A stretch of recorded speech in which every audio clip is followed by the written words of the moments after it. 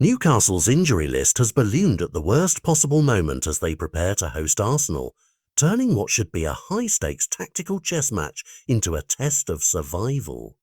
Fabian Schär, a cornerstone of their defence, is confirmed out for a few games after a worrying head injury sustained in the Champions League defeat to Barcelona, and that absence forces Eddie how to rethink how to steady a backline suddenly short on experience. Jacob Ramsey remains sidelined with a stubborn foot problem, and the deadline day edition, Wissa, is still waiting for his debut as his knee issue delays his introduction. Those three names alone change the complexion of the contest. Schär's leadership and calm on the ball, Ramsey's energy and midfield coverage, and the fresh attacking option Wissa was supposed to provide, all removed from the manager's available toolbox. The uncertainty extends beyond the senior pros. Park Seung-soo, the 18-year-old South Korean signed this year from Suwon Samsung Blue Wings, hinted at a setback when he posted a video with an ice pack on his knee just weeks after Howe praised his rapid adaptation and suggested a sooner-than-expected pathway into the first team.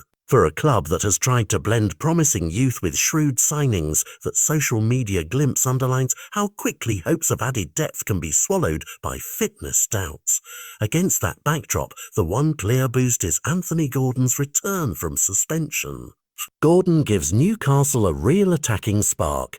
His pace, directness and willingness to run in behind make him an immediate threat to any defence, and his presence will allow Howe to plan for moments of transition where the Magpies can hurt Arsenal. But the bigger question is whether one returning attacker is enough to paper over gaps elsewhere. Eddie Howe faces a classic managerial dilemma. Do you reshape the team defensively, inviting Arsenal to control possession and hope to frustrate them, or do you push forward and try to upset Arsenal's rhythm with intensity and pressing? The pragmatic option is to reorganise centrally, protect the makeshift backline with compact shapes, and rely on set-piece organisation and quick counters. The bolder route is to embrace front-foot football, trusting that Gordon's dynamism and the disorder created by aggressive pressing can forge chances. Each choice carries risk. Sit deep and you may invite pressure and chances for Arsenal. Go gung-ho and you could be exposed by Arsenal's clinical passing and movement.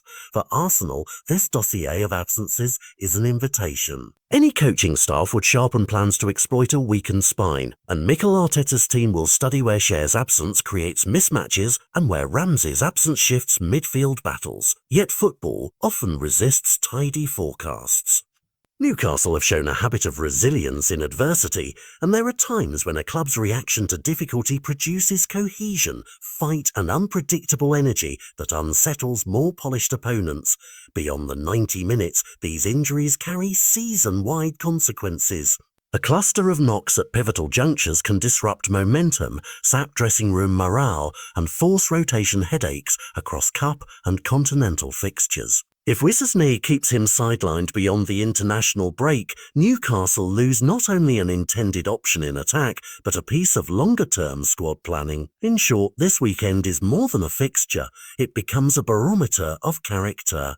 It will reveal whether Eddie Howe can improvise, whether returning figures like Gordon can shoulder extra responsibility, and whether younger members of the squad can step into voids without crumbling. Arsenal arrive with a real chance to exploit any weakness, but Newcastle still possess the tools to make the contest uncomfortable. On paper, absentees tilt the odds, but on the pitch determination, tactical intelligence, and a sliver of fortune will decide whether Newcastle bend or break under pressure.